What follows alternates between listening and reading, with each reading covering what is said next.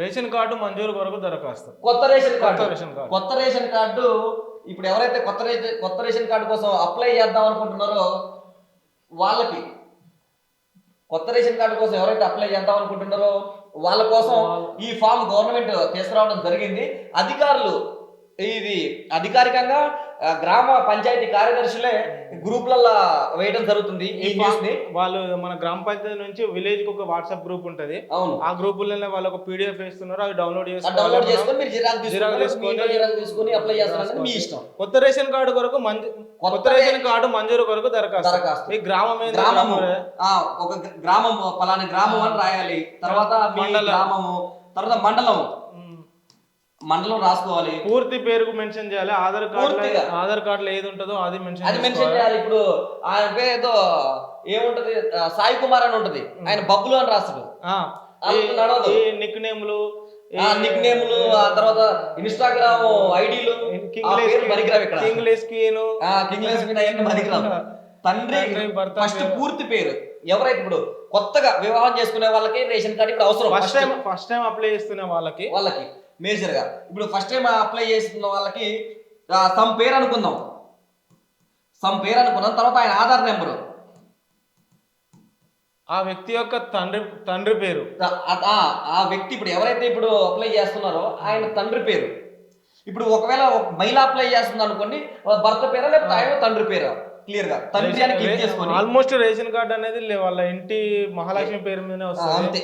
Mostly తండ్రి పేరు, ఆ తండ్రి పేరు సంథింగ్ ఏదో ఒక పేరు ఉంటది, వాళ్ళ నాన్న పేరు ఉంటుంది కాబట్టి రాస్తాం. వాళ్ళ క్యాస్ట్, తర్వాత సబ్ క్యాస్ట్ కూడా మెన్షన్ చేయాలి.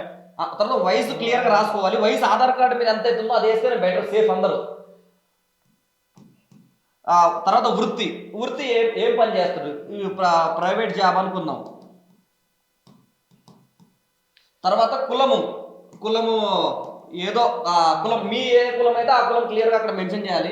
తర్వాత మీకు 4 చక్రాల వాహనం, ఇక్కడ కూడా అడుగుతున్నా చూడండి, 4 చక్రాల వాహనం ఉందా లేదా, 2 వీలర్ ఉందా, 4 వీలర్ ఉందా, మన స్థిరాస్తి వివరాలు కూడా అవసరం అడుగుతారు. కలిగి ఉన్న భూమి విస్తీర్ణము ఎకరం 10 గుంటలు అంటే ఏం లేదు, ఈయనకి ఒక 20 గుంటలు ఉంది అంతే అనుకుందాం. అందరి కుటుంబ సభ్యుల సంవత్సరం ఆదాయం మొత్తం అంటే ఎవరైనా 2 లక్షల లోపే 2 లక్షలు ఉంటాయి. మళ్ళీ మీకు ఇల్లు రకం అడుగుతున్నాడు, స్లాబ్, పెంకుటిల్లు అనుకుందాం. తర్వాత కుటుంబ సభ్యుల వివరాలు క్లియర్ గా, సరే వాళ్ళ మిసెస్ పేరు అనుకుందాం, మిసెస్ పేరు. తర్వాత భర్త కాబట్టి భర్త పేరు అసలు బంధుత్వం హస్బెండ్ కాబట్టి భర్త అని పెట్టుకోవాలి క్లియర్ గా. తర్వాత వయసు పెయిన్ వేసుకుని ఆధార్ కార్డ్ నెంబర్. తర్వాత బాబు పేరు క్లియర్, ఇక్కడ నా పేరు రేషన్ కార్డ్ నెంబర్ లో పేరు నమోదు కలదు. అంటే ఈమె ఆల్రెడీ పెళ్ళైట్ వచ్చింది కదా, వాళ్ళ పేరెంట్స్ రేషన్ కార్డ్ లో ఉన్న నెంబర్ ఇక్కడ మెన్షన్ చేస్తే అది తీసేస్తారు. అది తీసేసి ఇప్పుడు ఈ అనిల్ అనే వ్యక్తి వాళ్ళ తండ్రి రేషన్ కార్డు, తండ్రి లేదా తల్లి, వాళ్ళ రేషన్ కార్డు పేరు ఆల్రెడీ పెళ్లిగా ముందు ఉంటుంది కాబట్టి దీంట్లోంచి ఆ రేషన్ కార్డు నెంబరు WAP ఏదో ఉంటుంది కదా, సంథింగ్ WAP 1 2 3 4 5 6 అని ఉంటుంది.